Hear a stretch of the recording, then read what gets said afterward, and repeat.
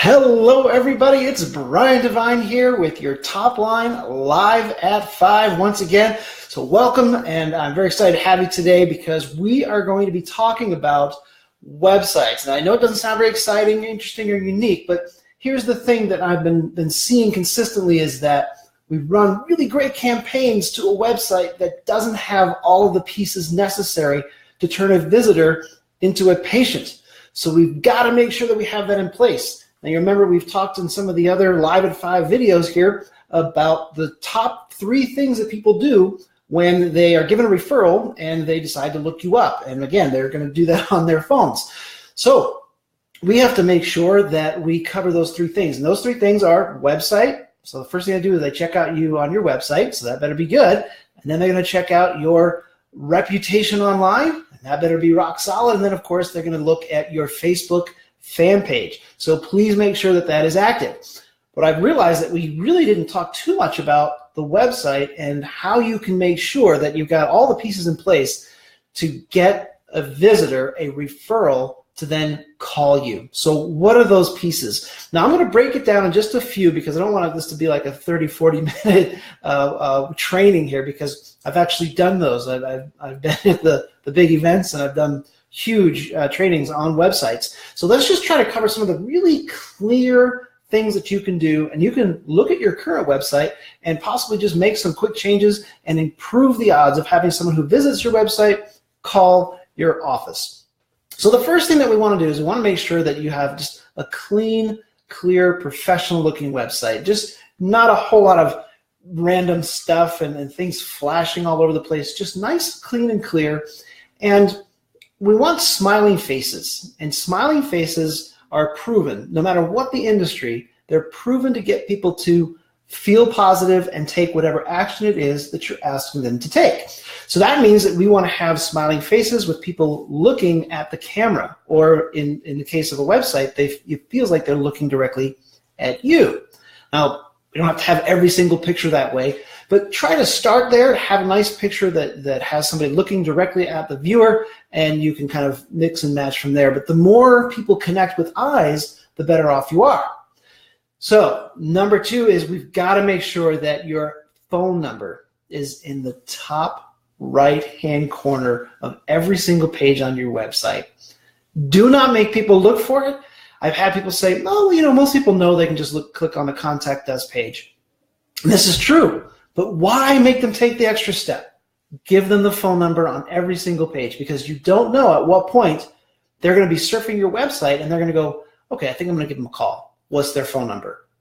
So if they're nowhere near, or they're in the middle of the page, but they're not near your Contact Us page, you're going to make them scroll all over the place and then no. Give them the phone number. Make it super easy. High, bright, and to the right. I can't remember who said that first, but I have heard that on more than one occasion. It's a great way to remember it. High, bright, and to the right is where your phone number needs to be. Number 3, simple navigation. So we talked about having a easy way to see the phone number every time so that it's not unclear where the phone number is. We want the navigation to be just as simple. And that means no multi-level navigation. So you click on one thing and then another one shows up and then another one, and then you got to bury it and then you got to find. Make it really crystal clear and easy for people to find the information that they want. So that means you can have more content maybe on your home page, very simple navigation across the top. What you don't want is you click something on the top and then something on this side shows up and then maybe it's going to be over here. Don't make it complicated. Make it really, really simple. 4, your name, address, and phone number should be in the footer, the bottom portion of your website on every single page. So the nice thing about a footer is that once you put it in there, it's going to be on every page no matter what. And that is called a citation. And that is a way for telling the search engines, especially Google, that this is the exact name, address, and phone number that you are going to be listed under. Now make sure that that is also the exact same listing that you have in your Google My Business page. And that's a whole nother conversation that we can have. But Google My Business, the name, address, and phone number there needs to match exactly the name, address, and phone number you have on your website, so that when those 2 match, it is a really good opportunity for you to now show up better in the search results in Maps. All right, but that's another whole long conversation we can have another time. Number 5 is a clear call to action. You know that they've come to your website hopefully looking for what it is that you offer, your services. But if you don't tell them exactly what it is you'd like them to do once they've come to your website, they are less likely to do it. Now remember, you only have a very small amount of someone's attention when they're on your website. So don't make it confusing.